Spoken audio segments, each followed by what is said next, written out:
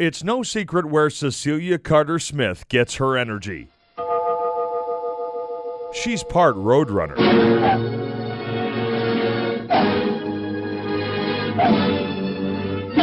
Her natural running ability was evident early on, but it wasn't at a race or eluding Wile E. Coyote.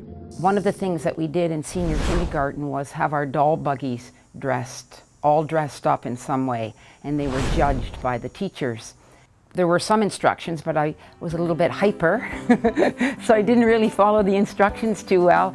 And when I heard the word go, when all the buggies were lined up, I started running with my buggy.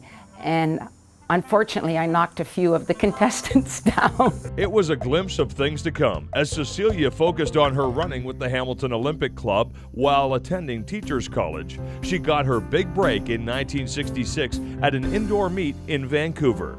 I was seated in the race last. The introductions took place. There was phenomenal applause. There were about 12 or 15,000 people at the indoor meet. And then with 2 laps to go, the announcer made a big blare over the PA, and he said, "Looks like they're on world record pace. With your encouragement, you might witness a world record." I moved up into 3rd place, and there was 1 lap to go, and all of a sudden everyone was standing, and the announcer said, "They can do it, they can do it," and everyone rose and they started to applaud.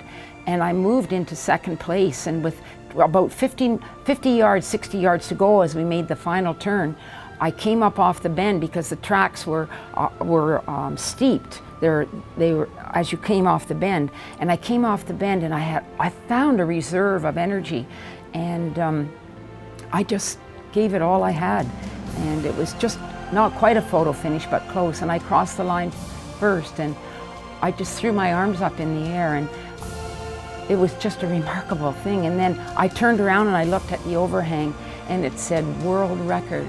And then I fell to my knees, and you can see how tears rolled down my cheeks, because I just thought about my family and what they had sacrificed for me, and my coaches, especially Pat Cole, and how they had mentored me.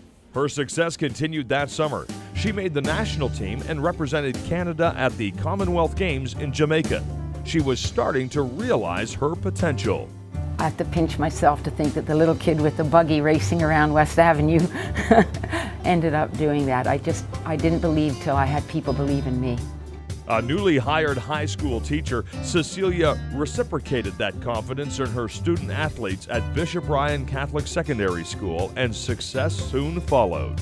In 1967, when I went to Bishop Ryan, I inherited some wonderful, wonderful young women who were tremendous athletes, and I'm not sure that they knew how good they can be. We laid a wonderful foundation. Basketball, track and field, we won city championship after city championship. But that was just the beginning. As her running career was coming to an end, she directed her energy and enthusiasm to more community involvement. She coached various sports at the university level. She has been a tireless promoter of the city, participating in numerous committees to bring sporting events to Hamilton. The list of achievements runs long, but Cecilia deflects her impact to others. I've had remarkable, remarkable colleagues, and they've made me better people. I've always said my best teachers were my students. Things have come full circle for Cecilia. The doll buggy is now a golf cart, but that energy and enthusiasm still overflows. She runs from shot to shot, hole to hole, introspection the only thing slowing her down. This is for a whole lot of people.